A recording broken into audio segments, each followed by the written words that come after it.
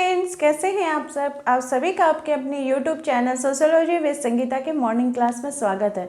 इस चैनल के मॉर्निंग में हम लोग सोशियोलॉजी से रिलेटेड टॉपिक को कवर करते हैं और आज का जो हमारा टॉपिक है ये आपका इंटर का जो सेकेंड ईयर का एग्ज़ाम है या उसमें आपको ये बहुत ही ज़्यादा हेल्पफुल रहेगा, क्योंकि इससे रिलेटेड क्वेश्चंस बहुत बार पूछे जाते रहे, चाहे आप एनसीईआरटी का देख लो या फिर जेसीईआरटी का। इसमें आपको भूमिका संघर्ष तथा भूमिका तनाव के बीच जो अंतर है तथा इसे क्या कहा जाता है ये एग्जाम में पूछे गए हैं। साथ ही साथ हम लोग कभी कभी देखते हैं कि बीए का जो फर्स्ट ईयर का एग्ज़ाम है उसमें भी ये टॉपिक पूछा गया है। साथ ही झारखंड में जो आपका झारखंड टेट होने वाला है उसमें आपको ग्रेजुएशन लेवल तक के सोशियोलॉजी को पढ़ना होगा, इसमें भी आपको इससे रिलेटेड टॉपिक देखने को मिलेंगे। तो चलिए क्लास को लेट ना करते हुए हम लोग स्टार्ट करते हैं। ऐसे तो ये टॉपिक जो है ये बहुत ही छोटा टॉपिक है, लेकिन इसे समझना उतना ही ज़्यादा महत्वपूर्ण हो जाता है। तो हम लोग यहाँ पे क्या चीज़ देख रहे हैं, भूमिका संघर्ष तथा भूमिका तनाव से आप क्या समझते हैं, ये आपसे क्वेश्चन पूछा जा रहा है। अब है कि भूमिका संघर्ष तथा भूमिका तनाव होता क्या है। तो विलियम गुडे महोदय ने भूमिका संघर्ष की परिभाषा देते हुए बताया है कि साधारणतः लोग वही करना चाहते हैं जो उनके द्वारा करने की अपेक्षा की जाती है। मनुष्य क्या है, एक सामाजिक प्राणी है। समाज के अंतर्गत रह के ही वो विभिन्न अपने कार्यों का संपादन करता है। एक मनुष्य के बहुत सारे रूप हमें देखने को मिलते हैं, बहुत सारी उसकी परिस्थितियां जो है उसे हम लोग को देखने को मिलती हैं। प्रदत्त परिस्थिति, अर्जित परिस्थिति, ठीक है। जैसे मान लीजिए कोई एक महिला का ही उदाहरण ले लिया जाए तो वो जहाँ एक जगह पे बहन है तो कहीं माँ है, कहीं वो टीचर है, कहीं वो बेटी है। तो इस प्रकार का जो वो उसका परिस्थिति है, उसकी जो भूमिका है उसमें चेंज आते जा रहा है।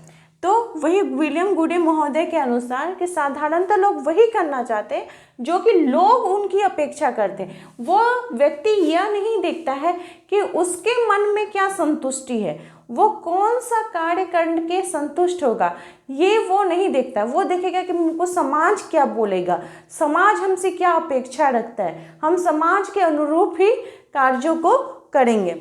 चलिए इसको हम लोग डिटेल्स में देखते हैं कि भूमिका संघर्ष अधिक सक्रिय तथा तरह तरह के कार्यकलापों के साथ जो लोग जुड़े होते हैं उनके काम के प्रति जो वैचारिक निर्णय होता है उसको ही क्या कहा जाता है, भूमिका संघर्ष का दौर माना जाता है।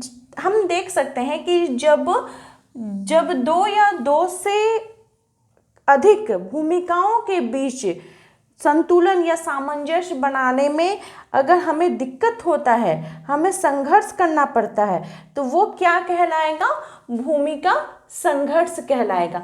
जैसे मान लीजिए कि कोई अभिनेता है, ठीक है, वो अभिनय तो है, हीरो है ही, एक्टिंग कर रहा है, साथ ही साथ अगर वो इलेक्शन में खड़ा हो जाता है और इलेक्शन में उसको अपना भाषण देने के जाने के पहले या फिर चुनाव जीतने के पहले वो देखता है कि वो ऑलरेडी चुनाव जीत चुका है या फिर उसकी जो फिल्म है वो अच्छी प्रकार से रिलीज़ हो गई है, तब क्या हो जाएगा कि उसके मन में एक संघर्ष पैदा हो जाएगा कि अब वो हीरो बनेगा कि वो नेता बनेगा, अभिनेता बनेगा या नेता बनेगा।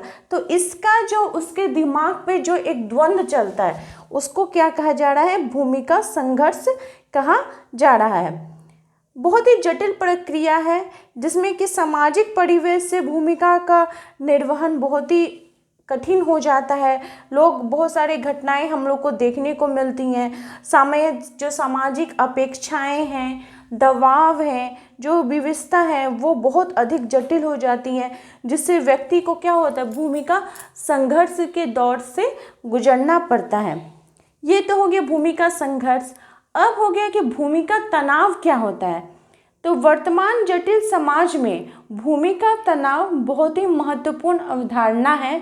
किसी व्यक्ति को ईमानदारी पूर्वक भूमिका का निर्वाह करने के क्रम में बहुत सारी मुसीबतों का सामना करना पड़ता है।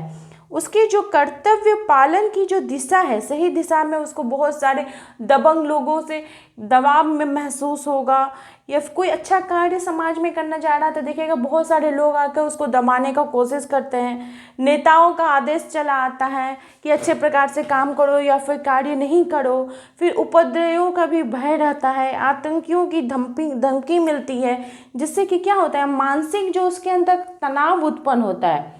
तो हम कह सकते हैं कि भूमिका तनाव जो है वो भूमिका के निर्वहन में प्राप्त होने वाले जो दबाव या धमकी के कारण एक भयावह स्थिति से मुक्ति पाने में उत्पादन तनाव की भूमिका तनाव माना जाता है। इसमें हम देख सकते हैं कि आज के समय में समाज में कुछ ही ऐसे कर्तव्यनिष्ठ लोग बचे हुए हैं जब उनके प्रभाव से असामाजिक जो तत्व होते हैं परेशान होने लगते हैं या खुलकर अपराध कर सकने के लिए वो बहुत ही ज़्यादा मतलब उत्साहित हो जाते हैं। वो जो कर्तव्यनिष्ठ व्यक्ति को परेशान करने के लिए बहुत तरह तरह के हथकंडे अपनाते हैं, और जो समाज के जो ऊंचे तबके के लोग हैं वो क्या करते हैं, उन उपद्रवियों को बहुत ज़्यादा प्रोत्साहन देते हैं कि जाओ वहाँ पे जाकर दंगा फसाद करो। तो इससे क्या होता है कि जो कर्तव्यनिष्ठ लोग होते हैं उनका जो समाज में सही ढंग से चलने का जो एक सोच होता है वो उस प्रकार से कार्य नहीं कर पाते हैं। वे बहुत ही ज़्यादा हतोत्साहित हो जाते हैं, और अपराधियों का जो मनोबल है वो दिन के दिन क्या हो जाता है, बहुत ही ज़्यादा बढ़ने लगता है, बहुत ज़्यादा बढ़ जाता है। अतः हम कह सकते हैं कि सही भूमिका निभाने में तनाव उत्पन्न हो जाना ही भूमिका तनाव है। इस कारण वर्तमान जटिल और तीव्र गतिशील जीवन में एक व्यक्ति अपने भूमिका के निर्वहन में अनेक प्रकार के तनावों के दौर से गुजरता है। जैसे मान लीजिए समाज में अगर वो कोई अगर राजनीति स्थिति ही चला रहा है तो उसको अपने समाज के अंतर्गत अपहरण, बलात्कार, लूट खसोट, बैंक लूटकांड, इस प्रकार के जघन्य अपराध उसको देखने को मिलेंगे। उसके समाज के अंतर्गत ये चल रहा है। पूरी पुलिस जो अधिकारी हैं वो भी अपराधियों से मिल जाते हैं, वो उनको भी डराया धमकाया जाता है। जनता जो है पुलिस की सुरक्षा से पूरी तरह से क्या होते हैं, आसक्त नहीं हो पाती है। कुछ साधनों की कमी भी रहती है, एकजुटता में अभाव रहता है। प्राय दिन जो उपद्रवी होते हैं उनके द्वारा धमकी, सिफारिश आदि मिलने से जो एक अंतर्मन की जो आवाज़ है, जो आत्मा की आवाज़ है वो दब जाती है। तो ये क्या हो जाती है, भूमिका तनाव की स्थिति हो जाती। मतलब क्या हो कि कोई व्यक्ति जो है वो पढ़ लिख कर गया है, नेता बना है या फिर वो पुलिस ऑफिसर बना है, लेकिन उसको समाज के उन आतंकियों के द्वारा, उन जो उपद्रवियों के द्वारा इतना दबाव उनके ऊपर दिया जा रहा है कि उनका जो भूमिका है वो अपना अच्छा दिखाने का कोशिश कर रहे हैं, वो क्या हो जा रहा है, दब जा रहा है।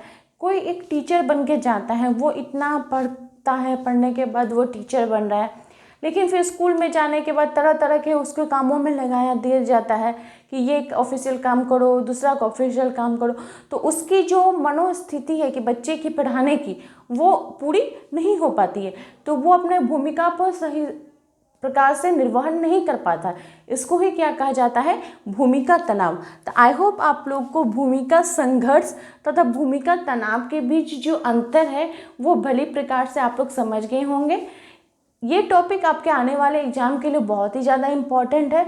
अगर आपको ये टॉपिक हेल्पफुल लगी है तो प्लीज़ अपने दोस्तों से ज़्यादा शेयर करें, तथा मेरे चैनल पर नए हो तो प्लीज़ सब्सक्राइब करें। मेरे चैनल के साथ बने रहने के लिए आप सभी का थैंक यू।